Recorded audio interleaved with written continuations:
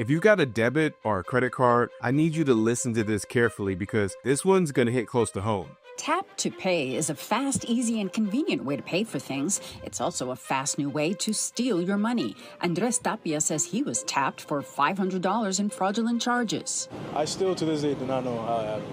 I think I was just unlucky.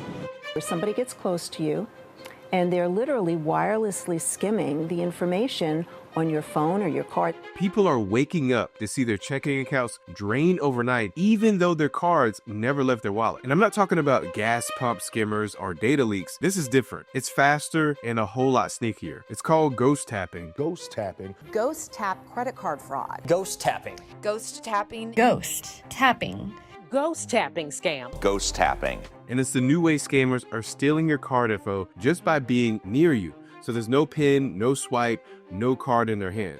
They can literally steal your card info right through your wallet or your phone case. And soon you'll see how one person lost $15,000 overnight, how banks are denying refunds with the excuse of, you tapped it yourself, and how another victim spent 3 long months fighting to get $2,400 of their own money back. Oh, and before I forget, I put together a free checklist to help you lock down your identity and keep the scammers out for good. It's super easy to follow and packed with quick steps with all clickable links to secure your accounts and block payday loan fraud, protect your tax records, and a lot more than that. Plus, I even included over 10 agencies where you can report scams just like this. So just hit the link below to grab it for free. So what exactly is ghost tapping? I would say you want to think about ghost tapping like a modern pickpocket, but with a wireless upgrade. There's no need to unzip your bag or, snatch your card. All they have to do is get close to you, and in a second, your money's gone. Because ghost tapping is a type of wireless skimming that abuses NFC or near-field communication, the same tech that powers tap-to-pay cards and mobile wallets. And a scammer with a disguised payment reader or a modified phone can stand close enough and skim that signal from your pants pocket or your backpack or purse, just like a regular checkout terminal would. And that's all they need to initiate a real charge right there in a crowd. So I want you to picture yourself in a grocery line. You're scrolling through your phone, juggling snacks, thinking about dinner. And someone behind you is holding a phone or what looks like one. They shift closer to you. Maybe they brush against you. You don't even think twice about it. But then in that moment, their device pings the NFC chip in your card through your bag or pocket. It acts like a store point of sale terminal. And just like that, they pull a charge. You didn't have to hand over your card. You didn't have to unlock your phone. You didn't even have to approve anything, but your bank balance just dropped. Now imagine that happening not just to you, but dozens of other people around you, because that's exactly how these scammers work. And these scammers are counting on you being distracted. And by the time you notice, it's usually too late. So here are 4 reasons it spreads so quickly and goes unnoticed. For one, crowds are a perfect cover. So grocery lines, concerts, train platforms, flea markets, anywhere people are packed together. Tight spaces let scammers get close without looking suspicious. 2, there's no visible sign or obvious evidence. You usually don't feel anything and there's nothing physically missing. That silence lets scammers attempt dozens and dozens of reads per hour without drawing attention.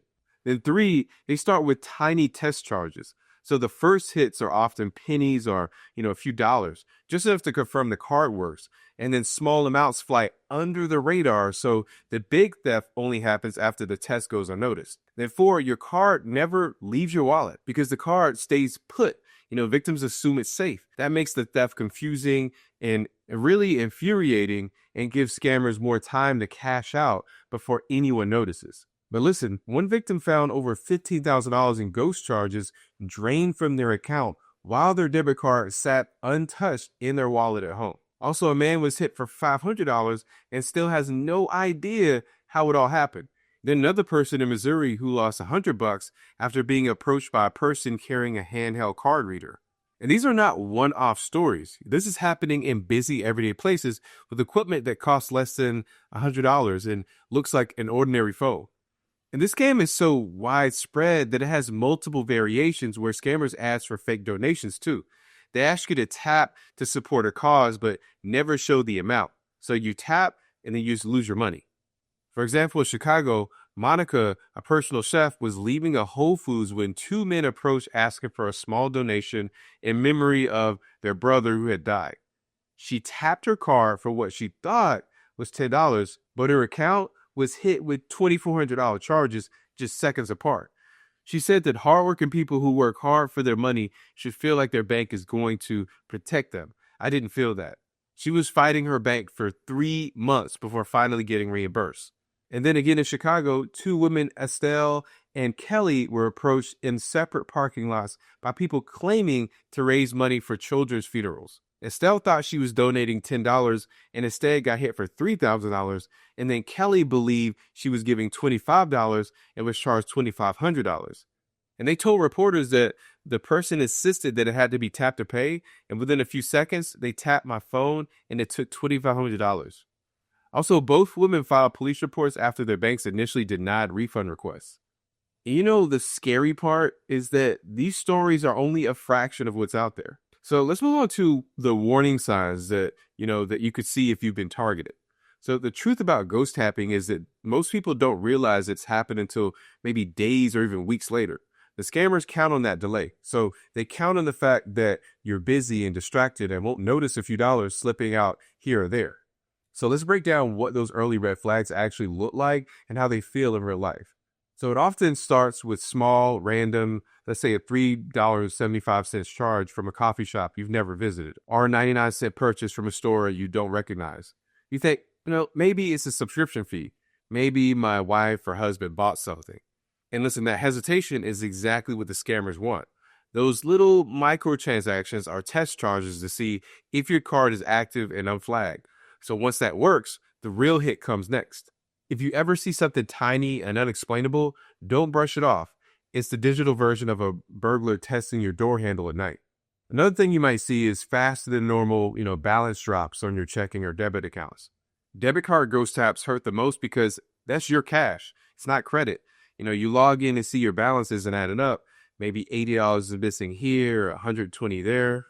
It happens fast because debit accounts are direct access, so there's no credit card buffer, there's no pending delay. Once the money's gone, it's gone until your bank finishes investigating. That's why speed really matters. The sooner you lock your card or call your bank, the higher your chance of reversing those charges before they settle.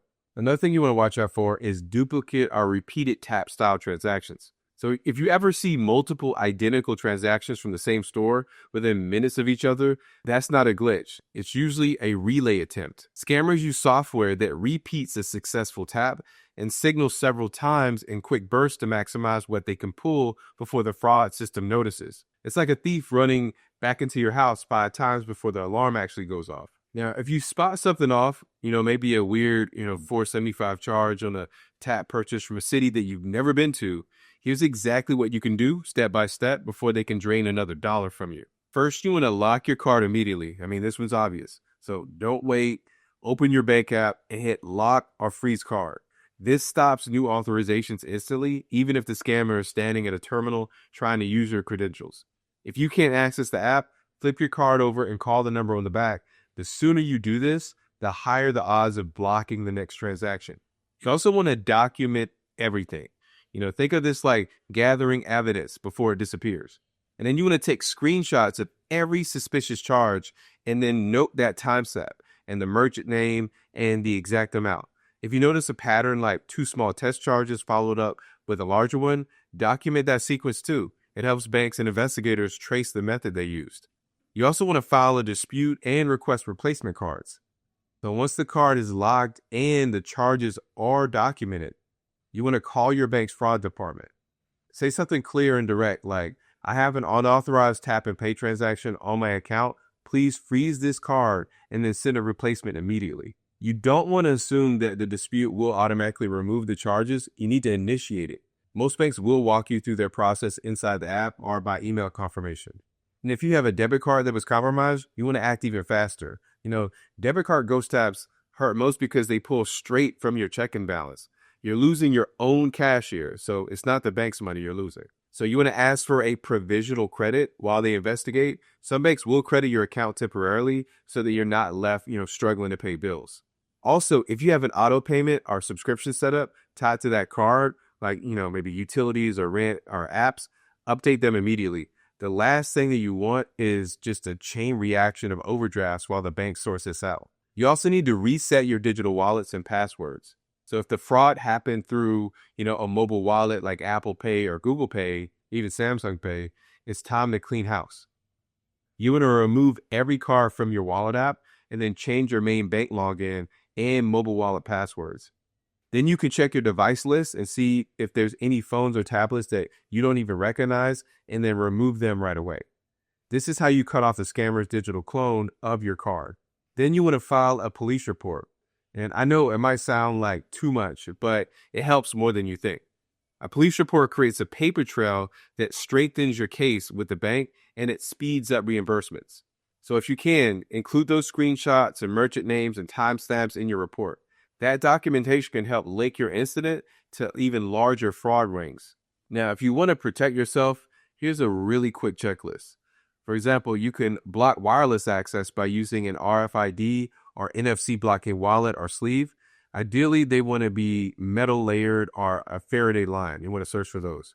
And then you can control your device settings. You want to turn off NFC when you're not paying. And you can require a device unlock like Face ID, Touch ID, or a PIN before, using a mobile wallet payment. You can also enable alerts for card added to a new device and then remove old devices from your wallet access.